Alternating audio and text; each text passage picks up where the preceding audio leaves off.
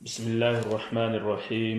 الحمد لله رب العالمين، والصلاة والسلام على أشرف الأنبياء والمرسلين نبينا محمد وعلى آله وصحبه أجمعين، أما بعد. السلام عليكم ورحمة الله وبركاته. معزز سامعین کرام، صفات الصلاح سے متعلق آج کا بھی یہ درس ہے، اور اس درس میں 4 مسئلے کے تحت باتیں کی جائیں گی۔ مسئلہ نمبر 219، 220، 221 اور 222۔ مسئلہ نمبر 219، قوما کی مسنون دعا کیا ہے؟ جیسا کہ میں نے گزشتہ درس میں بتایا تھا کہ قوما کہتے کسے ہیں؟ رکوع کے بعد سیدھا کھڑا ہونے کو قوما کہتے ہیں۔ اب جب انسان حالت قوما میں ہو، یعنی رکوع سے سر اٹھا کے جب بالکل سیدھا کھڑا ہو، تو اسے کون سی دعا پڑھنی چاہیے؟ تو قوما کی مسنون دعا یہ ہے جسے امام بخاری نے نقل کیا ہے اپنی صحیح کے اندر۔ عن رفاعة بن رافع رضی اللہ عنہ قال كنا نصلي وراء النبي صلی اللہ علیہ وسلم فلما رفع رأسه من الركعة قال سمع الله لمن حمده فقال رجل وراءه ربنا ولك الحمد حمدا كثيرا طيبا مباركا فيه فلما انصرف قال من المتكلم آنفا؟ قال أنا. قال رأيت بدعة وثلاثين ملكا يبتدرونها أيهم يكتبها أول. رواہ البخاری۔ حضرت رفاع ابن رافع رضی اللہ عنہ فرماتے ہیں نبی اکرم صلی اللہ علیہ وسلم کے پیچھے نماز پڑھ رہے تھے۔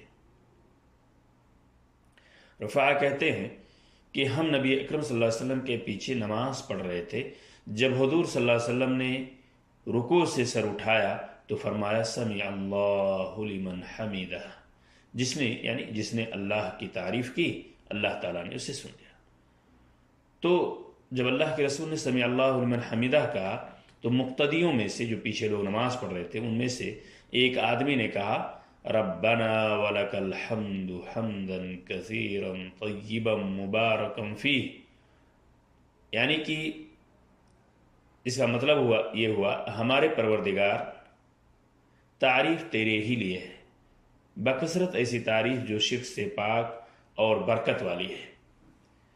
تو جب اس آدمی نے ربنا ولک الحمد حمدا کثیرا طیبا مبارکا فیہ کہی، اور اس کے بعد اللہ کے رسول صلی اللہ علیہ وسلم جب نماز سے فارغ ہوئے تو آپ صلی اللہ علیہ وسلم نے پوچھا یہ کلمات کہنے والا کون تھا؟ یعنی سمع اللہ لمن حمدہ جب اللہ کے رسول نے کہا، اس پر جس آدمی نے مقتدیوں میں سے ربنا ولک الحمد حمدا کثیرا کہی تھی، تو اللہ کے رسول نے پوچھا یہ کہنے والا کون تھا؟ اس شخص نے عرض کیا میں تھا۔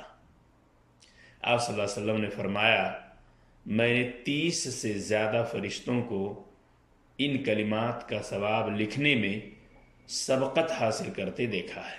اسے بخاری نے روایت کیا ہے۔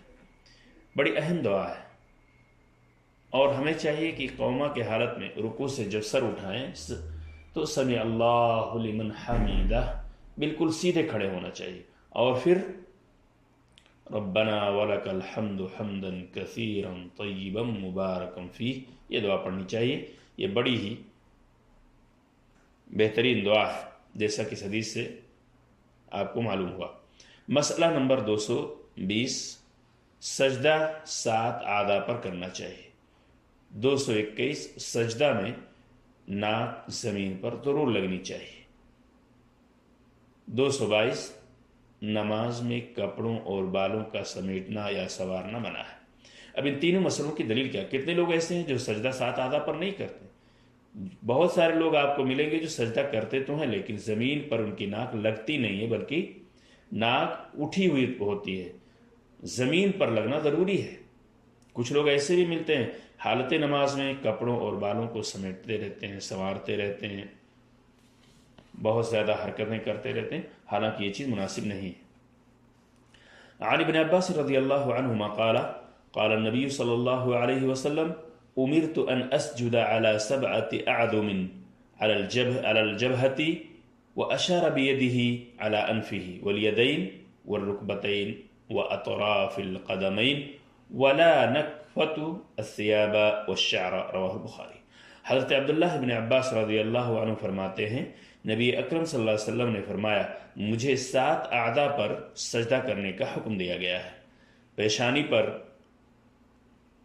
اور اللہ کے رسول صلی اللہ علیہ وسلم نے یہ کہتے ہوئے اپنے ہاتھ سے ناک کی طرف اشارہ کیا، تو پیشانی اور ناک، دونوں ہاتھ، دونوں گھٹنے اور دونوں پاؤں کی انگلیاں۔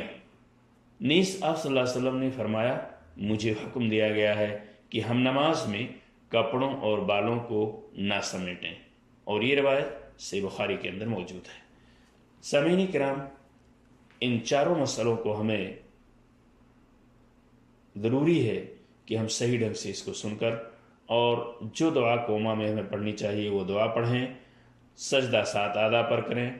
جب سجدہ کریں تو زمین سے ناک ضرور ٹچ ہو، اور حالت نماز، دوران نماز میں ہمیں چاہیے کہ ہم بہت زیادہ حرکت نہ کریں، کپڑے اور بال کو نہ سنواریں، اور کیونکہ ایسی حالت یہ ہوتی ہے کہ بندہ اپنے رب کے سامنے کھڑا ہوتا ہے، اور ایسی صورت میں جب بندہ ملک الملوک کے سامنے کھڑا ہو تو چاہیے کہ بالکل خشوع اور خضوع کے ساتھ کھڑا رہے، اور اس عبادت کو خشوع اور خضوع کے ساتھ انجام دے، تاکہ اللہ تبارک تعالیٰ اسے قبولیت کے درجے تک پہنچائے۔ السلام علیکم ورحمۃ اللہ وبرکاتہ۔